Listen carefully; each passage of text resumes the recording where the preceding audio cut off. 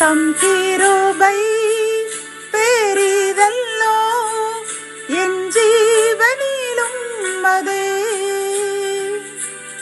இம்மட்டும் காத்ததுவே இன்னும் தேவை கிருபை தாருமே இன்னும் தேவை கிருபை தாருமே. தேவனுக்கே மகிமை உண்டாவதாக.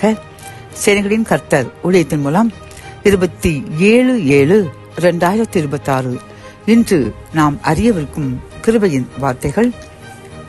யாத்திராகமம் 3ஆம் அதிகாரம் 12ஆம் வசனம். நான் உன்னோடே இருப்பேன். கத்தோலிக்க வேதாகமம் இவ்வாறு கூறுகின்றது. நான் உன்னோடு இருப்பேன் என்கின்றது. இந்த செய்தியை கேட்டுக்கொண்டிருக்கின்ற என் அன்பு சகோதரி சகோதரியே, கர்த்தர் இன்று நம்மை பார்த்து கூறுகின்றார், என் அன்பு மகனே மகளே, நீ கவலைப்படாதே. நான் என்றும் எப்பொழுதும் எல்லா சூழ்நிலைகளிலும் உன்னோடு இருப்பேன். ஆகவே நீ எதற்கும் கவலைப்படாதே. எந்த மனிதருக்கும் எந்த தீய சக்திகளுக்கும் நீ பயப்படாதே என்று கூறுகின்றார். பிரியமானவர்களே, நம் கர்த்தர் உண்மையுள்ளவர், அன்புள்ளவர், இரக்கமுள்ளவர். அவருடைய பிள்ளைகளாகிய நாம் வாழ்ந்து சுகித்திருக்க வேண்டும் என்று அவர் நம்மில் மிகவும் அன்புள்ள கர்த்தர்.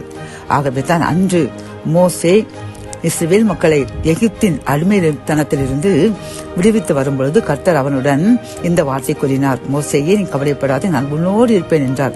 என்றும் நம்மை பார்த்து கூறுகின்றார், என் அன்பு மகனே மகளே, நீ வேலை பார்க்கும் ஸ்தலங்களிலோ அல்லது உற்றார் உறவினர் மத்தியிலோ நீ எதற்கும் அஞ்சாதே.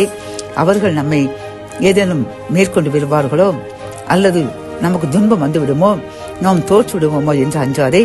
நான் உன்னோடு இருப்பேன். மோசையோடு இருந்தது போன்று உன்னோடு இருந்து உன்னையும் வழிநடத்தி, மோசே எப்படி இஸ்ரவேல் ஜனங்களுக்கு ஒரு தலைவராக இருந்தாரோ அதை போன்று உன்னை உயர்த்துவேன் என்று வாக்கு கொடுக்கின்றார். ஆகவே கவலையை விடுங்கள், பயத்தை விடுங்கள், கர்த்தர் நம்மோடு இருக்கின்றார். ஜெபம். அன்பு தகப்பனே, இந்த கிருபையின் வார்த்தைகள் மூலமாக நீர் எங்களோடு இருப்பேன் என்று கூறின கிருபையின் வார்த்தைக்காக நன்றியப்பா. மோசையோடு இருந்தது போன்று நீர் எங்களுடன் இரும்.